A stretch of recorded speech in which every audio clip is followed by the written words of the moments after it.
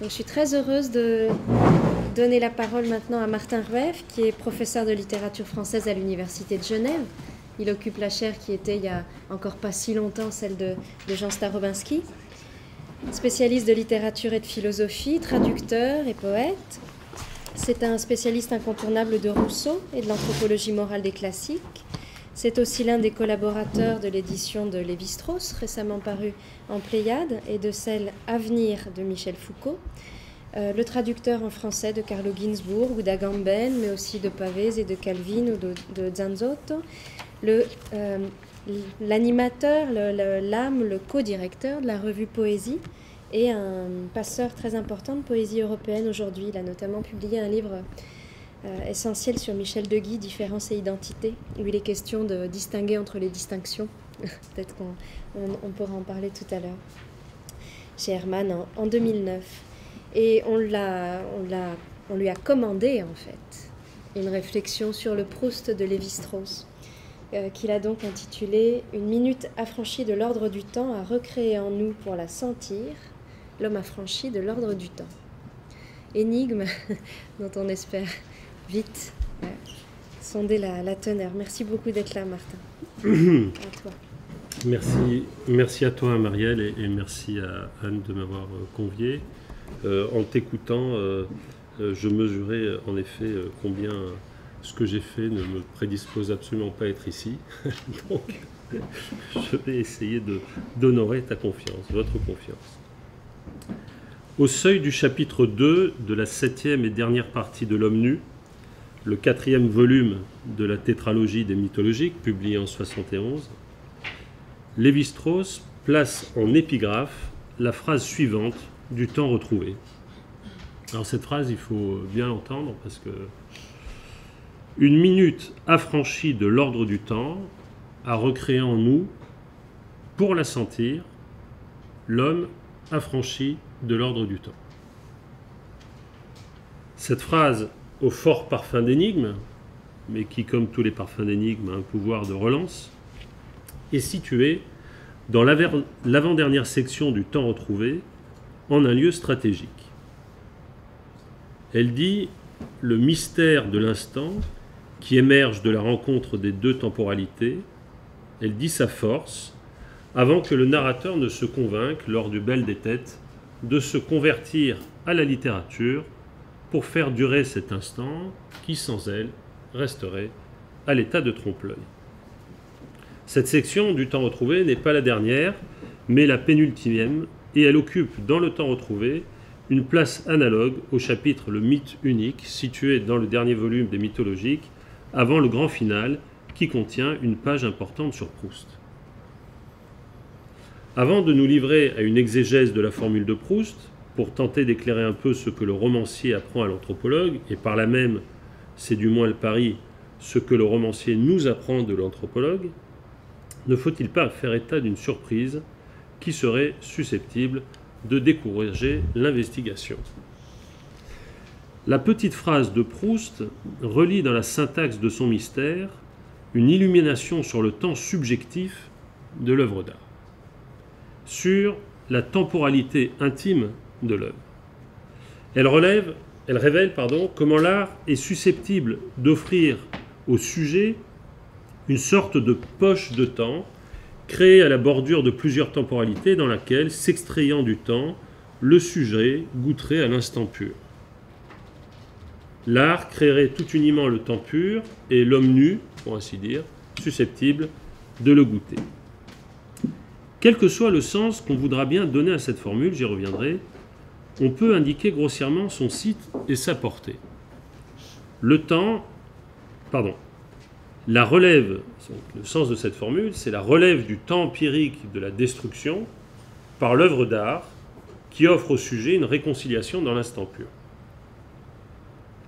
Or, il apparaît clairement que la tentative monumentale des mythologiques vise tout entière à défaire les prestiges du jeu, à déloger le sens de la subjectivité constituante, à inventer une réflexion sur la donation de sens qui dépasserait toute phénoménologie de la conscience, toute leçon sur la conscience intime du temps.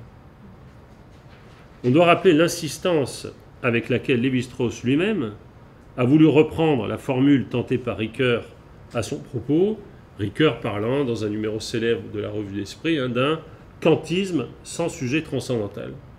Je cite le Cru et le Cuit, qui est le début des mythologiques.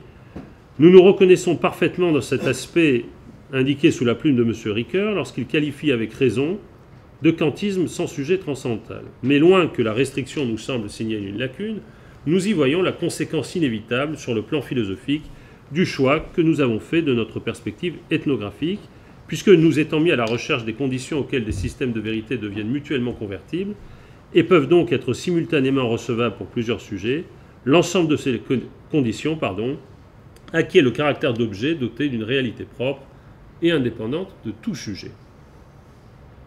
Il s'agissait donc, dès le premier volet des mythologiques, de plaider pour un ordre du sens qui ne soit pas l'ordre du sujet du sens. Quant au final de l'homme nu, il contient, j'y reviendrai, une déclaration de guerre explicite contre le sujet de la philosophie, définie comme la source de sens coïncidant avec elle-même dans un rapport d'évidence au contenu de pensée. Lévi-Strauss n'a pas de mot assez dur contre le sujet, je cite la formule de Lévi-Strauss, cet insupportable enfant gâté qui a trop longtemps occupé la scène philosophique et empêchant tout travail sérieux en réclamant une attention exclusive et contre tous ces philosophes pour qui le moi compte davantage que le Dieu. On retrouve ici le ton polémique employé contre Sartre dans La pensée sauvage et qui avait donné lieu à une formule trop fameuse où l'on avait voulu, à tort, me semble-t-il, conjoindre Lévi-Strauss, Barthes et Foucault dans un effet d'après-coup, quand Lévi-Strauss écrivait le but dernier n'est pas de constituer l'homme, mais de le dissoudre. La thèse de Lévi-Strauss est moins une thèse sur l'humanisme qu'une thèse sur le sens. L'analyse des mythes doit se produire de façon purement immanente aux mythes, en suivant la transformation, les systèmes de transformation, comme il dit, des mythes qui se pensent entre eux, et non pas depuis le point focal, le point source d'un sujet qui en détiendrait le sens. Mieux, quand Lévi-Strauss prend du recul pour évoquer cette subjectivité, c'est pour ramener le sujet, je le cite, à ce que dans une telle entreprise, il devait essayer d'être, pour autant qu'il ne le soit pas toujours et partout, le lieu insubstantiel offert à la pensée anonyme. C'est ça pour Lévi-Strauss. Afin qu'elle s'y déploie, dit-il, qu'il prenne ses distances vis-à-vis d'elle-même, etc. On comprend alors que ce texte est une des nombreuses versions par lesquelles Lévi-Strauss essaie de commenter ses propres mythes, d'ajouter, comme il le fait, des étranges épigraphes ouvrant chaque chapitre, pour dire justement au fil continu des transformations des mythes, cet espace où le mythe fait sens sans sujet. On saisit mieux peut-être la portée des mythologiques. Les mythes ont beau apparaître comme des récits absurdes, comme une logique secrète qui règle les rapports de toutes ces absurdités, témoignant par là de la régularité d'une pensée objective. En tout cas, si pensée mythique il y a, si pensée sauvage il y a, c'est une pensée sans sujet, et on comprend mieux alors les critiques que Lévi-Strauss ne cesse d'adresser à Freud ou à Panofsky. Une analyse structurale ne se soucie pas d'interpréter ou de remonter à quelque origine, elle s'emploie à reconnaître les règles selon lesquelles un mythe est traductible dans un autre. Alors on comprend l'enjeu de cette citation de Proust et la difficulté qu'elle pose. Car chez Proust, la donation de sens, et précisément dans ce texte-là, est confiée à la capacité du sujet de collecter la totalité de ses vécus dans une version radicalisée du sujet transcendantal. À la note fameuse du paragraphe 16 de la critique de la raison pure, un jeu doit nécessairement accompagner toutes mes représentations, Proust a donné une extension infinie. Ce jeu doit accompagner toutes mes représentations, chez Proust, passées et présentes, conscientes et inconscientes, et les prérogatives de la subjectivité transcendantale n'ont jamais été poussées aussi loin, au point qu'on peut se demander si Proust, je le dis sous couvert de Robert, ne réalise pas dans son roman ce programme kantien de la philosophie qui vient, appelé de ses voeux par Benjamin, dans un texte rédigé en 1917, année qui n'est pas indifférente pour les Proustiens. Proust aura poussé au plus loin ce qu'un jeu peut dire de lui-même dans l'expérience du langage, et aura vu dans l'œuvre d'art littéraire le lieu de donation suprême de cette expérience. Avec Proust, la donation du sens relève de la seule possibilité conférée au jeu transcendantal de faire œuvre. Alors on peut, avec Alain Delattre, parler d'analogie profonde entre Proust et Kant, ou retracer, comme l'a fait Luc Fraisse dans sa somme, le kantisme de Proust et ses origines chez son professeur Darlu. L'essentiel pour moi n'est pas là ici. Ce qui est clair, c'est qu'avec Lévi-Strauss, la donation du sens relève des objectivités conférées aux institutions symboliques avant que les sujets ne s'en emparent, alors que chez Proust, le sens n'est qu'à la condition d'un jeu. Chez Proust, le sens n'est qu'à la condition d'un jeu, alors que chez Lévi-Strauss, le sens n'est qu'à la condition de la dissolution du jeu. Constitution subjective chez l'un, dissolution subjective chez l'autre. Le littéraire sera attentif, au reste, à une transaction pronominale éminente.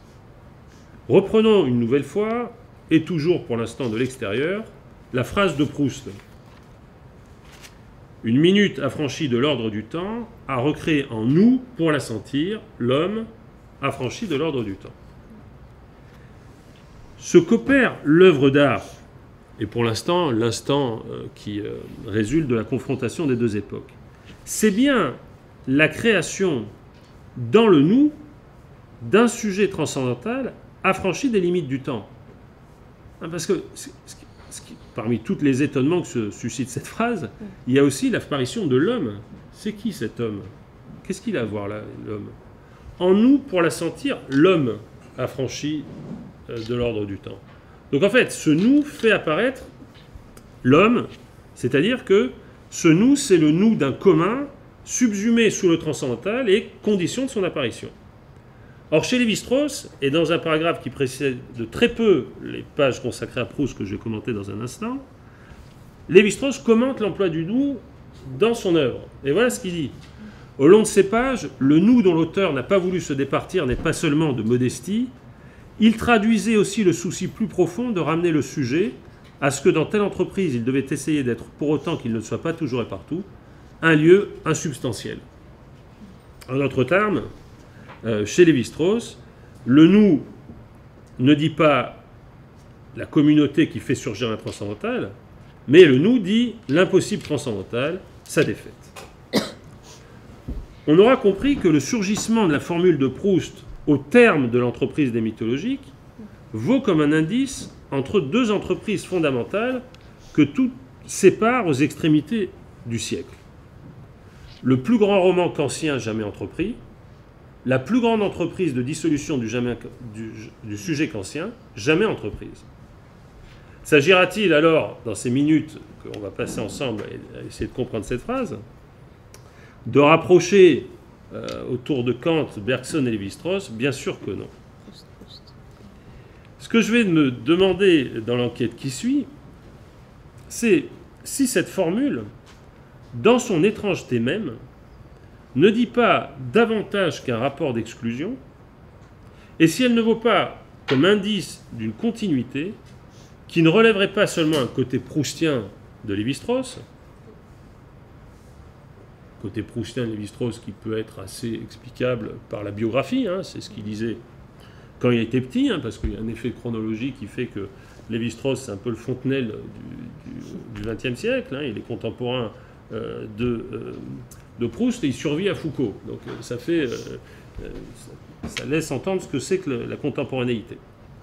Et d'ailleurs, ainsi, parenthèse par rapport à ce que disait Anne tout à l'heure, si Proust est si peu présent chez Foucault, c'est que pour Foucault, Proust est un auteur hyper-kantien, c'est-à-dire que c'est un auteur de la subjectivité transcendantale.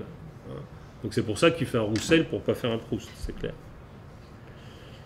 Donc un côté lévi-straussien de Proust, pour être attentif à cette leçon de méthode de Proust, qui nous a appris à déceler un côté de Dostoïevski chez Madame de Sévigné. Car à deux reprises, une première fois dans le final de L'Homme nu en 1971, et une autre fois dans l'incipit de Regarder, écouter, lire en 1993.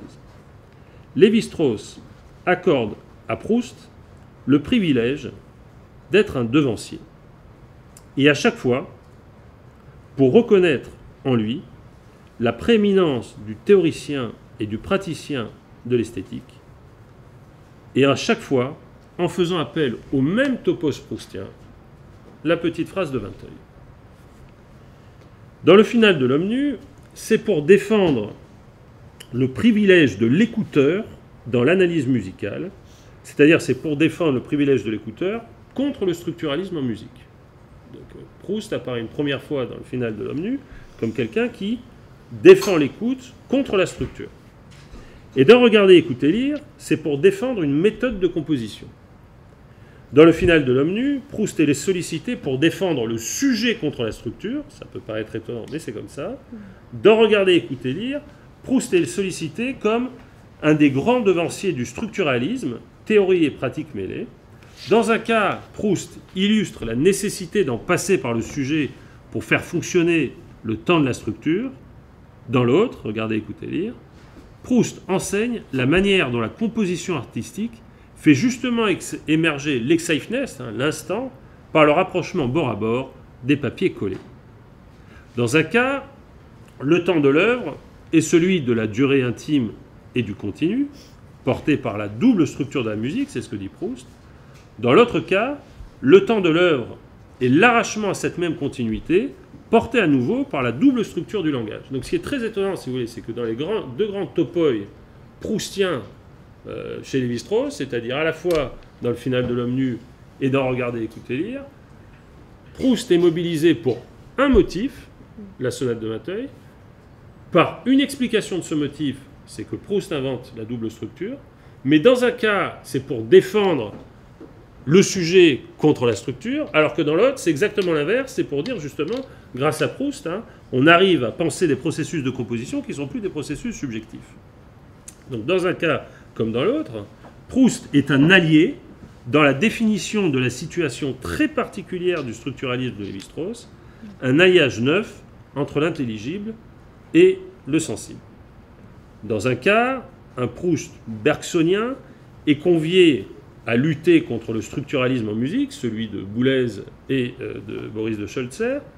Dans l'autre, un Proust benjaminien est convié dans la théorie et la pratique d'une esthétique structuraliste qui doit un peu, en effet, à l'image dialectique, c'est-à-dire l'idée du bord à bord qui émergerait grâce à un moment particulier. Mais il est temps, avant d'expliquer ces deux lieux, de revenir à la petite phrase de Proust. Tu m'arrêteras, Marielle, quand ça sera le moment.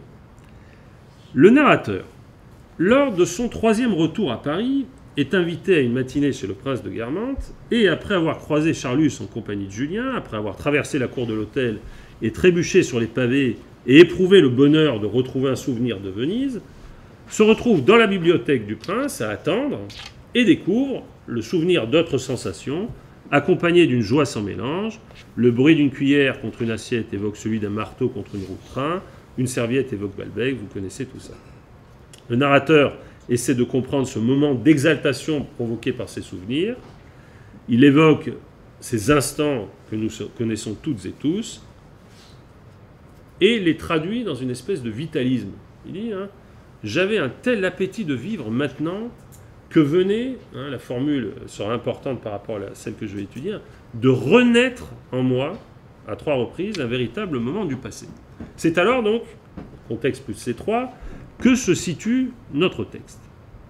Rien qu'un moment, donc je le lis, rien qu'un moment du passé, beaucoup plus peut-être. Quelque chose qui, commun à la fois au présent et au passé, est beaucoup plus essentiel que d'eux. Tant de fois au cours de ma vie, la réalité m'avait déçu parce que, au moment où je l'apercevais, mon imagination, qui était mon seul organe pour jouir de la beauté, ne pouvait s'appliquer à elle en vertu de la loi inévitable qui veut qu'on ne puisse imaginer que ce qui est absent.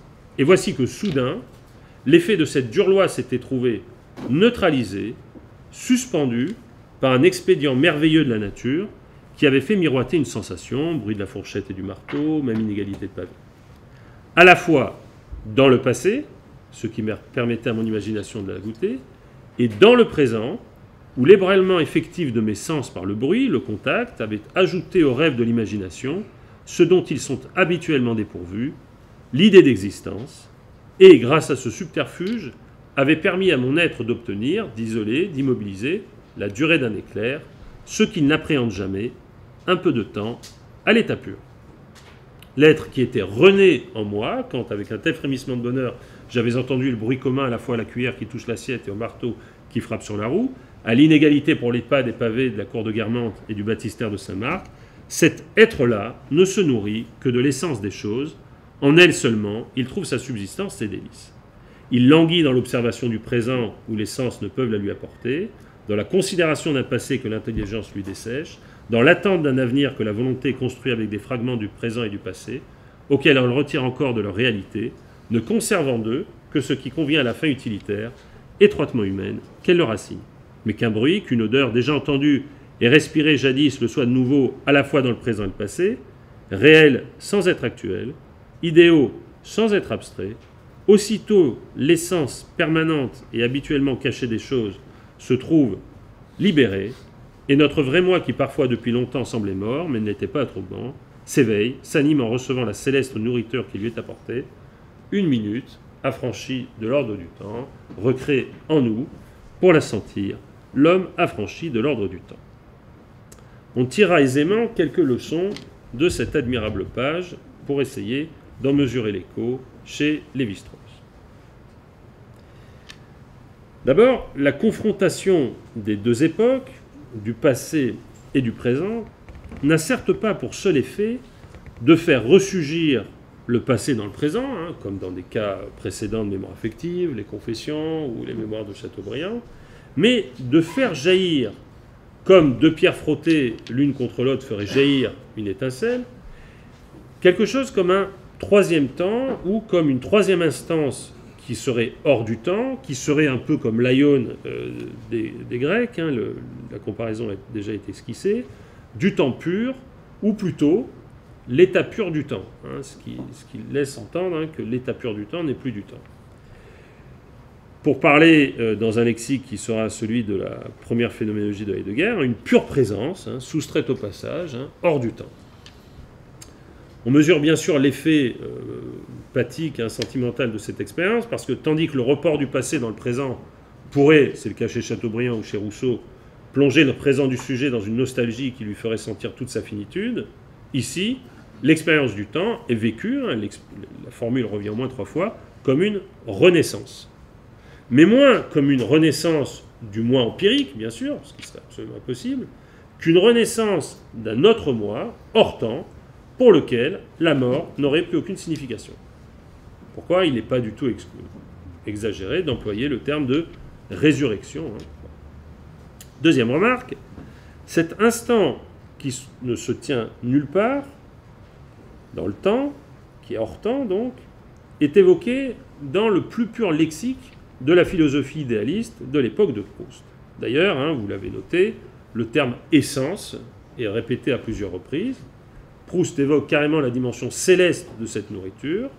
On est proche à la fois des pensées platoniciennes ou stoïciennes de la temporalité, de l'intuitionnisme bergsonien, et notamment de la version que Bergson donne dans des cours dont j'ai appris par Luc Fraisse que Proust les avait suivis, disons du plotinisme de Bergson, la notion d'une espèce de, là aussi, d'epekeinat et soucias.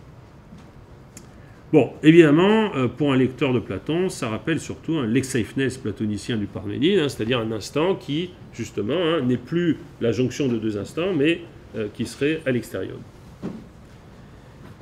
Cet écart des temps, résolu dans un instant hors du temps, est explicité par Proust ici par le truchement d'une comparaison picturale. Cette comparaison est heuristique, tout comme la superposition des deux niveaux de la perspective dans un tableau peut faire surgir un réel en trompe-l'œil, de même, la superposition de deux couches de temporalité dans la conscience peut faire surgir un réel hors temps. Mais dans un cas comme dans l'autre, et c'est très sensible, c'est la dimension déceptive de cette comparaison, il y a une manière de tromperie, car de même que le trompe-l'œil est d'autant plus réaliste qu'il feinte le spectateur, de même la conscience ne croit sortir du temps et de sa finitude qu'en y replongeant. C'est pourquoi la seule vraie vie sera la littérature, qui offrira une réalité, c'est-à-dire une durée, et surtout une répétabilité, Alexeifness et ne se contentera pas de la laisser s'enfuir à nouveau comme un leurre. On peut désormais analyser précisément la phrase en faisant quelques remarques d'ordre philologique. Je la répète, au moins vous vous souviendrez de la phrase, sinon de l'exposer. Une minute affranchie de l'ordre du temps a recréé en nous, pour la sentir, l'homme affranchi de l'ordre du temps. Ce qui trouble dans la compréhension de cette phrase, c'est à la fois son sujet, la minute, sa structure pronominale, le rappel anaphorique de là, et sa circularité. Une minute affranchie de l'ordre du temps. On peut dire qu'il y a là un étrange effet de sileps, car cette minute est plutôt un résultat qu'un point de départ dans le raisonnement de Proust, puisque c'est bien le résultat, le produit de la confrontation des deux temporalités. Elle n'est donc, pour ainsi dire, que par métonymie le sujet de cette phrase. Or, cette minute qui est affranchie de l'ordre du temps fait surgir un homme qui est lui-même affranchi de l'ordre du temps et qui, par là même, sera le seul capable de la sentir. On a donc bien affaire à ce que l'analyse logique simple appellerait un système de causalité circulaire, A cause B, qui est la cause de la possibilité de A. Mais cette circularité, qui est renforcée par la répétition du syntagme affranchi de l'ordre du temps, ne doit pas tromper. Si circularité il y a, elle ne relie pas exactement deux arguments de même niveau. La minute affranchie de l'ordre du temps ne crée pas purement un homme affranchi de l'ordre du temps. D'abord, Proust écrit, elle le recrée. Elle ne le crée pas, elle le recrée. Cette recréation est mystérieuse, car à quel moment, l'homme fut-il jamais affranchi de l'ordre du temps, c'est-à-dire avant de vivre cet instant? Certainement pas de son vivant. Et on est bien obligé de situer l'anamnèse proustienne dans la lignée des grands penseurs platoniciens d'un souvenir d'avant les souvenirs. Sinon, il aurait dit créer, pas recréer. Enfin, c'est difficile, donc je fais des hypothèses, j'essaie de comprendre ce qui se passe. Il faut donc supposer qu'un homme jadis affranchi de l'ordre du temps, un peu comme dans le Ménon, si vous voulez, est recréé par la minute affranchi de l'ordre du temps. Mais il y a plus. Cette minute est créée par la minute. Cet homme, est créé par la minute pour qu'elle soit sentie. Donc c'est un peu, si vous voulez, comme dans les arguments de l'ancienne cosmologie chrétienne, c'est-à-dire que comme Dieu crée l'homme pour pouvoir constater le miracle de la création, là c'est la minute qui crée l'homme pour qu'elle puisse justement sentir ce que sans elle, sans lui, il ne pourrait pas être. Donc Proust soutient que l'instant est statique, n'aurait aucune réalité perceptuelle sans le sujet de la perception, c'est-à-dire sans le sujet de la sensation. Cette minute est donc comme une œuvre, et par exemple la recherche, qui créerait son lecteur pour pouvoir être sentie, perçue, comprise. Il faut donc faire état de la circularité de la phrase, parfaitement portée par sa syntaxe, l'anaphorique là, dans une minute affranchie de l'ordre du temps, à recréer en nous pour la sentir, qui renvoie à la minute, fait obstacle, et de manière très habile, à une compréhension immédiate, parce qu'on se demande, comme souvent dans les phrases de Proust, à quoi renvoie l'anaphorique, d'abord parce qu'elle est antéposée, ensuite parce qu'elle est portée par une coréférence entre sujet et objet direct, A a créé A, pour que B sente A. C'est ça la formule logique de la phrase. Bon, j'ai déjà souligné la portée de ce pronom « nous », qui est, lui aussi, me semble-t-il, assez énigmatique dans ce texte. Par cette phrase admirable, donc, Proust conjoint une expérience du temps et de la subjectivité qui fixe dans la fin du temps retrouvé à l'art son destin le plus haut, faire durer ces instants hors du temps à travers des œuvres langagières. Alors, cette formule commande un chapitre plus loin, dans les mythologiques, l'apparition... Il me reste combien de temps 5 minutes 7 minutes. Bon, c'est très largement assez pour lire tout ce volume. Voilà. Très largement assez. Donc, cette citation, je vais me libérer de mes notes alors. Cette citation commande dans les mythologiques une espèce d'apparition de Proust en un lieu extrêmement inattendu, puisque, comme je vous le disais, c'est le lieu sur lequel, lors duquel Lévi-Strauss va, oui, on peut dire, batailler contre le structuralisme en musique. Alors, je ne reviens pas sur la fonction d'analyse de la structure musicale comparée à la structure mathématique, à la structure mythique et à la structure langagière dans le final de l'Omnus, c'est son objet. Mais voilà ce que dit Lévi-Strauss. On est donc page 586 de l'Omnus. Jamais sans doute le plaisir musical ne fut mieux décrit et analysé que dans les pages d'un Amour de Swann consacré à la petite phrase et à la sonate de Vinteuil, où Proust montre la musique envahissant l'âme de l'auditeur, l'occupant tout entière, prenant en charge le cours de ses idées pour un temps plié à ses méandres. Alors là, il y a une comparaison qui aujourd'hui évoque un souvenir plutôt triste, comme le pilotage automatique d'un avion substitue ses décisions à celles du commandant de bord et lui rend le contrôle de l'aéronef en même temps que la conscience réfléchit à elle-même, quand s'achève le voyage pendant toute la durée duquel une sagesse supérieure à la sienne avait délivré celle-ci de la dure nécessité de penser. Pourtant, Proust ne cherche pas à percer les raisons mystérieuses qui font qu'une ligne mélodique ou une combinaison harmonique procure des voluptés qualifiées seulement par lui de particulières, suscite un état de bonheur noble et précis, mais qui, dit-il, aussi demeure inintelligible.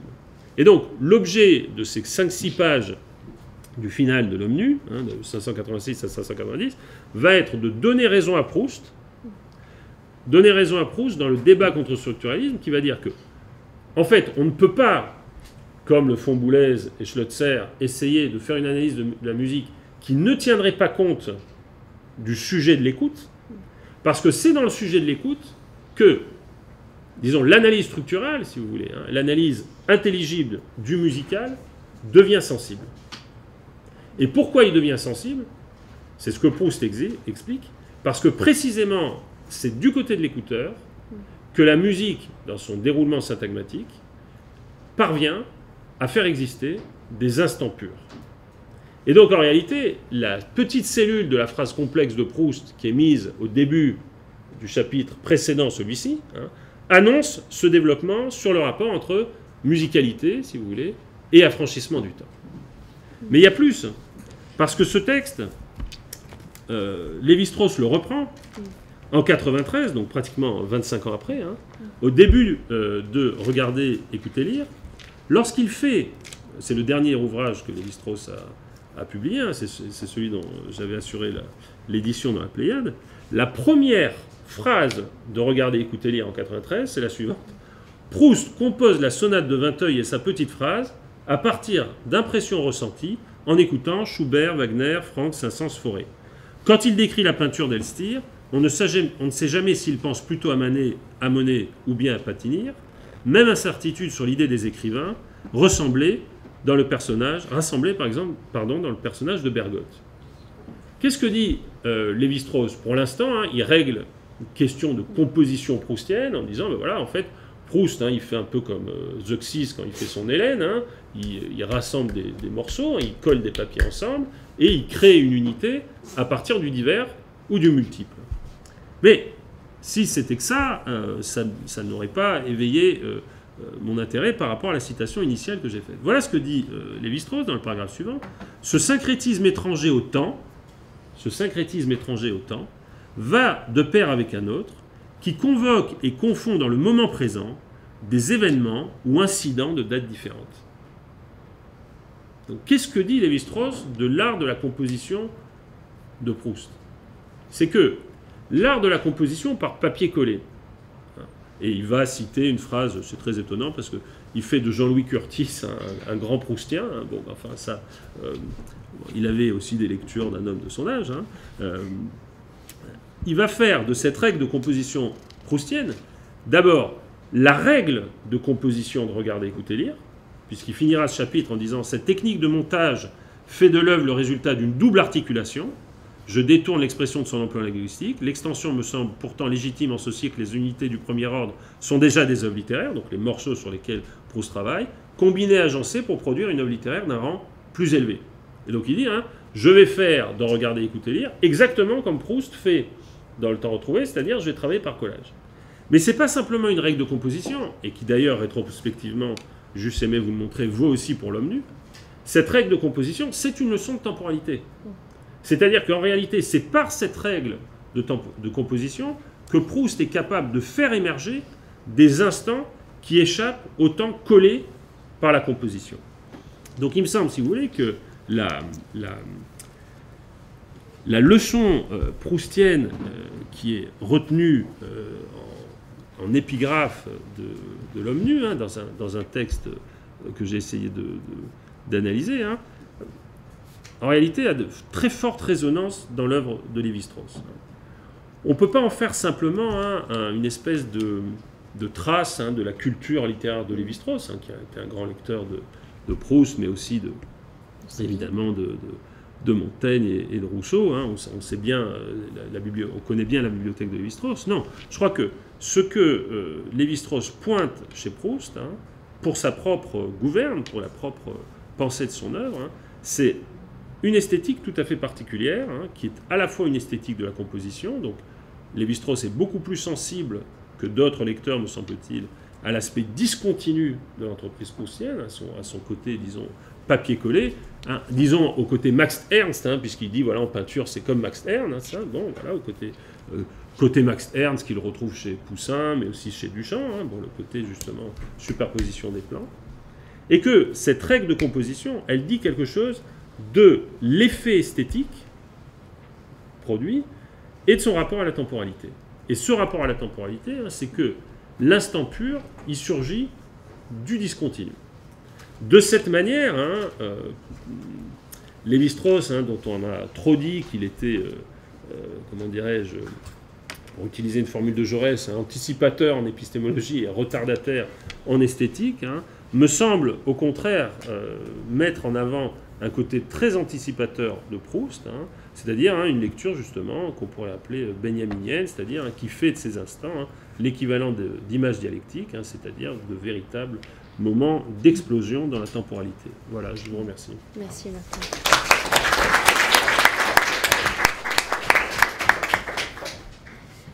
On se donne malgré tout quelques minutes de questions. Je suis frappée que la leçon de temporalité, c'est peut-être la leçon la plus difficile à tirer de Proust pour les sciences sociales. Oui, ça c'est sûr.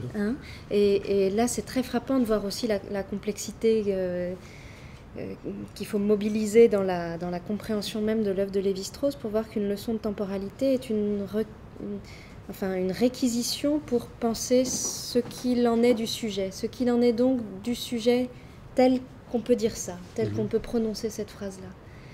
Mais je trouve qu'effectivement, je le dis en anticipant déjà sur notre Bourdieu, la leçon de temporalité, c'est sans doute la plus difficile à entendre, du point de vue d'une pensée du social. Oui.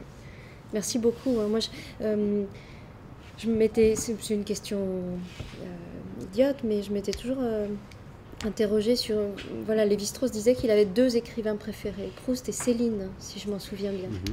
Est-ce que là, pour le coup, on est dans une singularité biographique, un moment de la pensée du roman, ou est-ce que ça a quoi que ce soit Alors, la passion pour Céline, elle est plus datable que celle pour Proust, qui est continue. La passion pour Céline, on le sait grâce au Cahier de Lerne, puisque le premier texte que Lévi-Strauss ait jamais publié, c'est un texte sur Céline.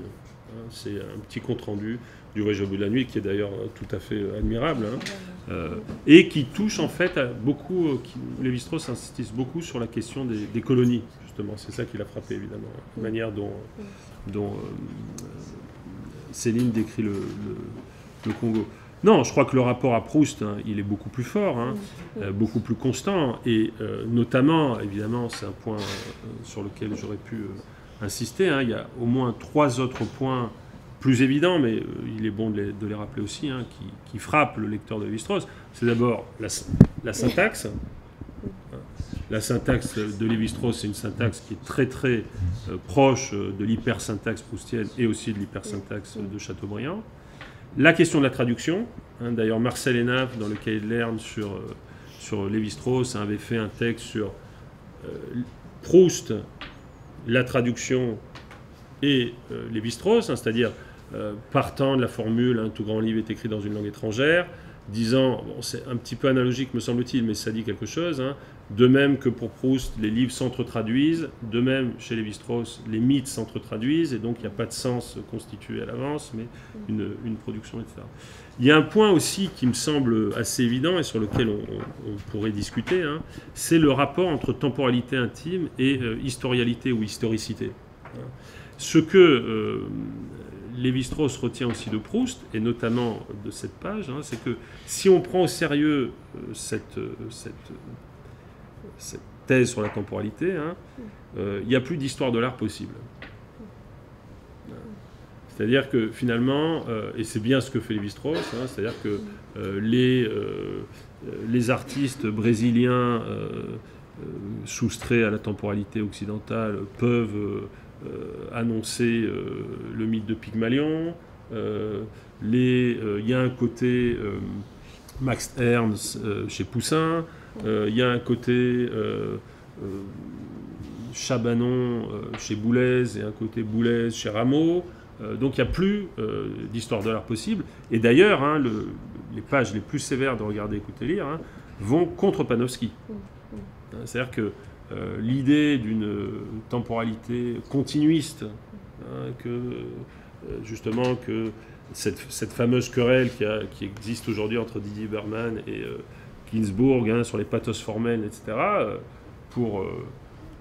pour Lévi-Strauss, hein, la question est pliée, hein, il n'y a pas de chronologie, c'est-à-dire qu'en réalité, et ça il le dit bien hein, dans les textes que j'ai cités, hein, pour lui c'est une thèse proustienne, c'est-à-dire que l'œuvre d'art, hein, elle est capable justement de transcender les époques, et pour peu qu'on s'intéresse aux objets investis d'esprit, eh ben, on s'aperçoit qu'il s'arrache à la temporalité. D'accord. Alors on s'arrête en remerciant beaucoup Martin.